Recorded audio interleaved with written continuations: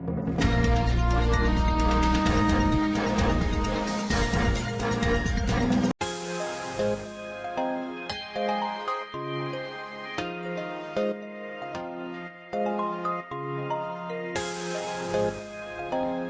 bahagia menyelimuti kehidupan Opik Tombo Ati yang akan menyambut anak pertama dari pernikahannya dengan Baby Silvana.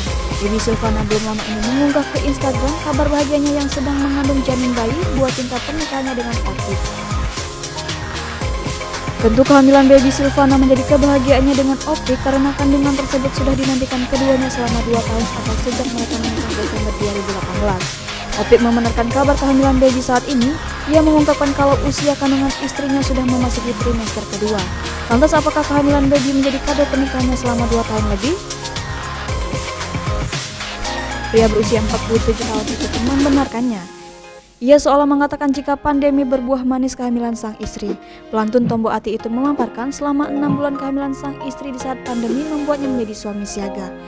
Bahkan Opik tidak canggung mengungkapkan kalau ia sering membantu baby ketika dimintai pertolongan selama hamil. Mengingat kehamilan Baby Silvana selama pandemi COVID-19, Opik Tombo Ati mengaku tidak ada kecemasan, terlebih ketika ia membawa sang istri melakukan pengecekan kandungan di rumah sakit.